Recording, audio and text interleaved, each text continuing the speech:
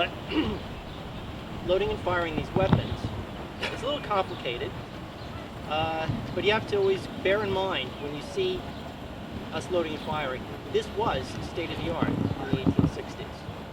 And, excuse me, like I said, these weapons take black powder and they're called muzzle loading. So you have to load it individually each time you load and fire. Unfortunately, we do not have permission to fire here in Queens. That's why we have at my tent, I'm going to plug our event. We have one in September at the Grange in Sayville. It's not that far of a ride. We get to see Confederates, get to see Union, get to see cavalry, music. We have all sorts of period impressions, and it's free of charge. Where's that one over there? Yeah, it's right over there. And loading and firing, we're going to go through each of the steps individually. All right. So we're going to, company K, attention. First one is going to be to load. Now that's when we're going to place the musket right between our feet. Handle cartridge, that's where we have this cartridge box in the back. We're going to pull out one of these, paper, and it has 65 grains of black powder. There will also be a bullet, a mini ball, which is sort of conical shaped, lead. Then you would have to tear a cartridge. You would have to charge cartridge or pour the cartridge, pour the powder down the barrel. And you're going to have the bullet lying right here, and lead is soft. Then you would need to draw a rammer. And that is when you push the bullet at whatever wadding down to the bottom. Sitting at the bottom of the barrel. And you always have to remember to return a rammer, because you then have a missile. And you always return the rammer with your pinky. And that is because you now have a loaded weapon. And if this goes off, it's very rare, but if it does, you can lose your pinky and still fire with the other fingers. Now, clearly we don't use bullets for reenactments.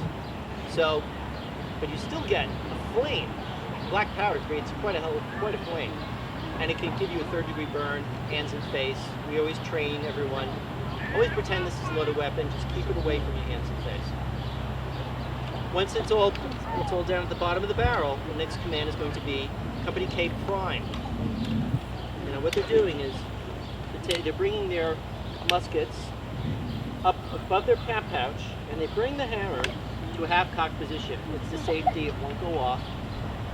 And then they reach down into their cap pouch, and that's where they bring out, whoops, one of these, a percussion cap, fulminated mercury, same concept of the cap gun today, and it's going to fit on a cone, which is right where the hammer is. And what happens is when you bring it to a full cock position, and then the hammer hits the cap, it creates a spark, travels out a small hole, sets off the powder, and sends the bullet flying. And once it's primed, the men will come to a shoulder arms position, like this. And what this is, it's a signal to all the officers that the men are all loaded and ready to fire.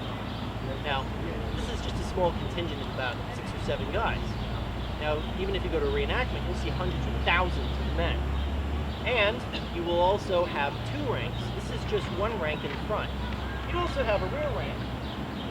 I have a feeling I didn't choose the right pair to step behind, but what you'd have to do is you'd have to learn how to load and fire right between the file makers.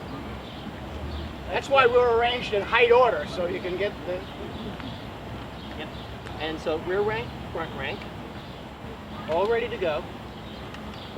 And the last 3 commands you all know, which would be ready, go to a full cock position, aim, elevate, fire, bang, recover, shoulder arms, okay, order arms, and fix bayonets. Okay, now you see how long that took. Now a good soldier might be able to fire once every 20 seconds, or once every, 3 times a minute, under the best circumstances. But you remember, people are trying to kill you. So you might be loading several rounds down there, and they might not be going off. So actually they found a lot of weapons in battlefields where, yeah, there was just stuff with ammo, just they didn't know it went off. It's deafening. You go to a Civil War reenactment, it's deafening. It's very loud, That's why our flags are so large.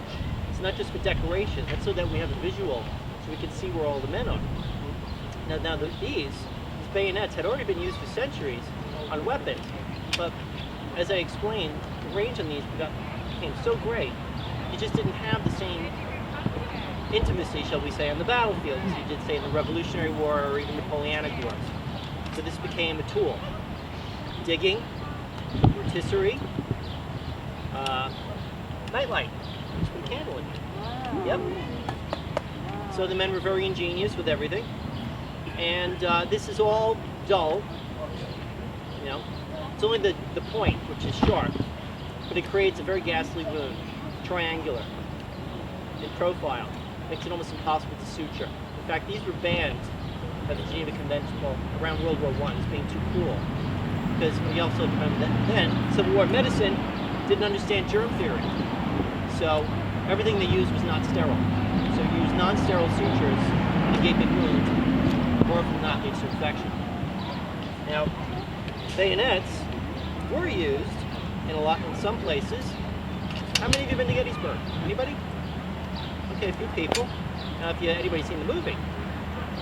Okay, all right. Now, there's a section of the battlefield of Gettysburg called Little Round Top. Very famous. I recommend everybody go out and see it. Extreme left anchor of the Union line. Colonel Joshua Chamberlain, the 20th Maine, he was in charge of that hill. He had to guard that at all costs. The Confederates kept coming up. The Confederates had rolled up that hill. They could have won the battle. But he ran out of ammo. So he tells the men to fix their bayonets, and then he gives the command to charge bayonets. Ha! See how intimidating that is? He drove them right off the hill. And he did. He saved the day on July 2nd, 1863. Company K, shoulder arms. Order arms, unfixed bayonets. Alright, so, as I was saying, unfortunately we were not able to fire, but we hope you enjoyed our little demonstration of the weapons. And please, over at my, I took the drunkard sign down, so I just got on the wagon. So you could take our business cards and our flyers, because we'll be having a reenactment in September, where we'll be blowing up a lot of stuff. So it'll be a lot more exciting. So thank you all for coming. Company K.